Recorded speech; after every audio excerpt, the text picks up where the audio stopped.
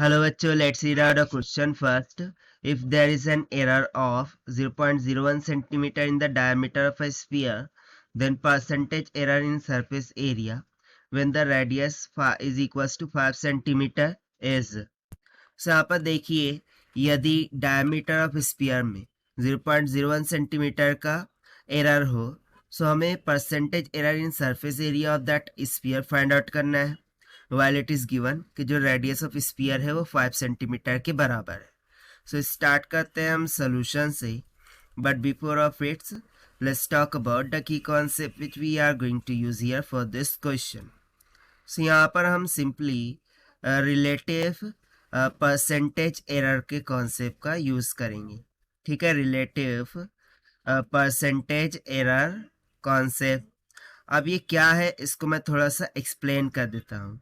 So let suppose कि मेरे पास एक क्वांटिटी x है जो कि a plus minus delta a है, और एक सेकंड क्वांटिटी y है जो कि b प्लस माइनस में डेल्टा b है, और मुझे थर्ड क्वांटिटी z कैलकुलेट करनी है जो कि basically x square into y के बराबर है.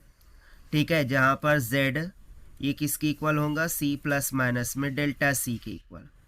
सो इसके अकॉर्डिंग हम क्या लिख सकते हैं, जो रिलेटिव एरर होगा डेल z बाय z, और परसेंटेज में कैलकुलेट करने के लिए मल्टीप्लाई बाय 100 कर देंगे. So this will be equals to, वो क्या हो जाएगा. सो देखिए मल्टीप्लिकेशन में एरर का एडिशन हो जाता है. सो देखिए x का स्क्वायर है ना, सो ये simply 2 times of delta x by x हो जाएगा, और प्लस में ये क्या हो जाएगा, डेल्टा y बाय y हो जाएगा. ठीक है, सो इसी तरीके से हम रिलेटिव एरर कैलकुलेट करते हैं. सो बस यही कंसेप्ट हमें यहाँ पर यूज़ करना होगा. सो देखिए हम इसको फिर नेक्स्ट पेज पर ही देख लेते हैं.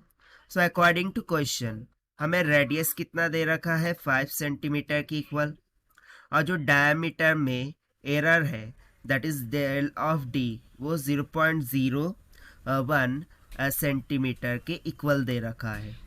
अब ये डायमीटर में एरर है, सो यदि मैं इसको 2 से डिवाइड कर दूँ, सो मुझे क्या मिल जाएगा, delta R that is radius में एरर. सो वो आ जाएगा 0.005 सेंटीमीटर की इक्वल. बट हमें फाइंड क्या करना है, percentage error in the surface area of the sphere.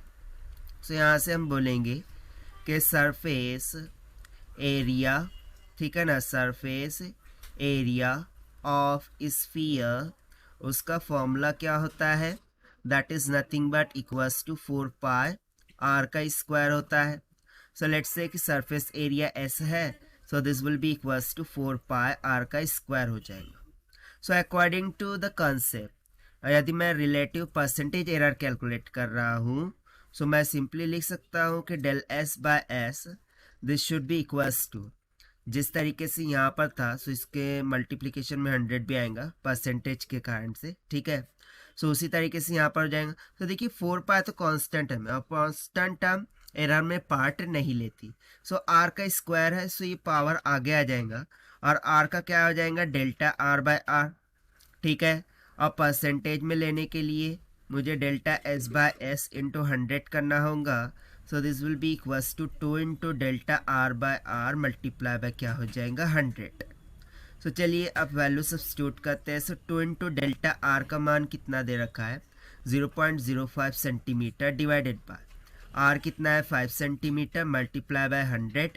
सो जब आप इसे सॉल्व करेंगे, ठीक है, सो ये कितना निकल के आ जाएगा, 0.2% के इक्वल, और यही हो जाएगा हमारा आंसर फॉर दिस क्वेश्चन, जो कि हमने सॉल्व किया है by using the concept of relative error.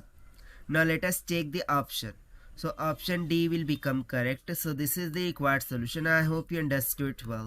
Best of luck. Thank you.